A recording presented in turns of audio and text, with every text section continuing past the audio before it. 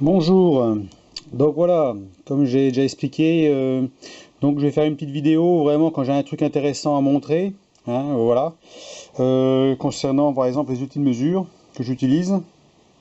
Et je viens d'acquérir cet objet-là, ce petit instrument de mesure-là qui peut être intéressant, hein, donc un petit pied de profondeur, voilà, hein. On peut utiliser bien entendu celui-ci, hein. Voilà, donc monté sur le pied à coulisse, hein, qui peut être intéressant aussi, hein. Donc au bout on a la position pied de profondeur. Alors ce que je voulais moi c'est surtout un petit instrument justement pour poser sur la fraiseuse, sur les taux de la fraiseuse. Parce que on n'a pas trop la hauteur et en plus on est obligé de décaler la tête, hein, quand on veut mesurer par exemple une surface ou dans une gorge ou une rainure ou autre chose. Donc quand on n'est pas trop sûr, on peut voir, et là on a quand même une précision au centième. Alors bien entendu c'est au centième au niveau de l'affichage, hein. On va quand même contrôler pour voir si l'affichage correspond réellement à la mesure, hein. Par exemple là j'ai une pastille qui est calibrée donc à 4,250. Voilà, on voit pas très bien. 4,250, on va mesurer. Non, 4,230. On a du mal à voir. Voilà, 240. Voilà, c'est ça, 4,240. Et ici, on a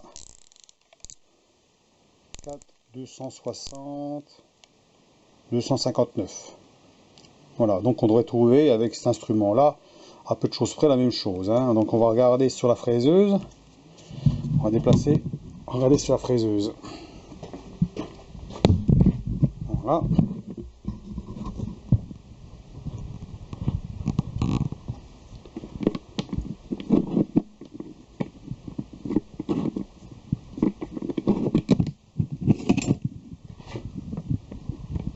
On va se mettre à peu près comme ça. Alors,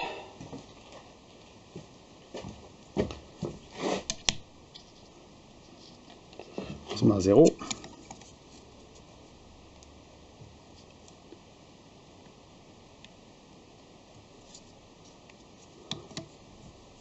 C'est sûr qu'il n'y a rien en dessous, hein.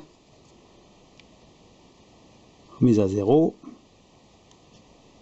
Voilà. Et là, on sort l'aiguille et on va mesurer. Voilà, 4,200. Alors,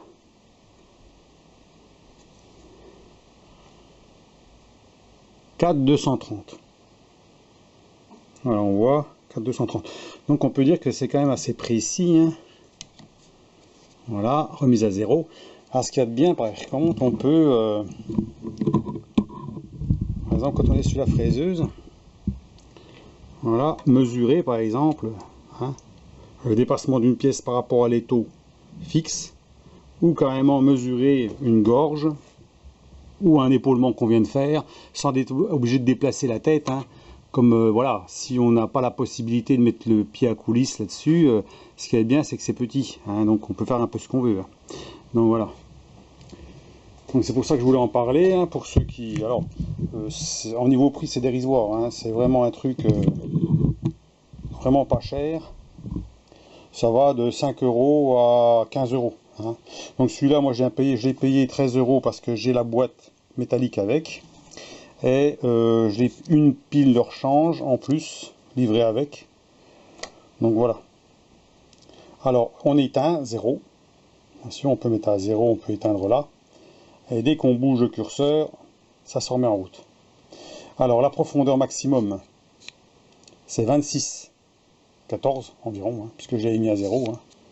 Donc moins 0, si je mets à 0 là, mais là on rentre à l'intérieur, donc c'est pas intéressant, hein, il faut qu'on soit bien à la plat. Voilà, 0. Voilà, on a 0,34, on est passé à quelque chose de plat. Hein.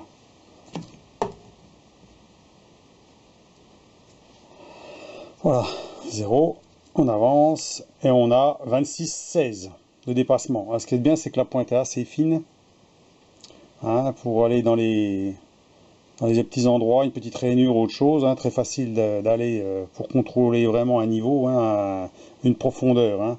Donc ça peut être intéressant pour celui qui veut s'outiller et puis qui veut bon apprécier une profondeur, bien entendu sur des petites longueurs, hein, sinon faut prendre celui-là, hein, faut prendre carrément le pied à coulisse avec le pied de profondeur intégré dessus, hein, qui est intéressant, ou alors en acheter un plus cher bien sûr, mais bon, je trouve que pour ce que j'ai à faire, moi c'est suffisant.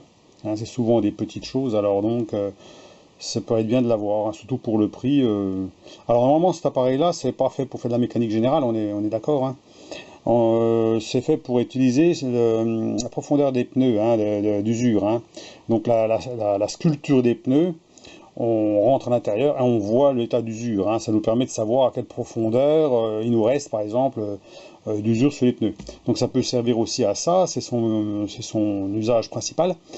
Mais bon, moi je vais pas l'utiliser comme ça. Moi les pneus, je vois bien quand ils sont fichus ou pas. Hein. Donc moi ça me suffit, c'est juste pour ça. Hein.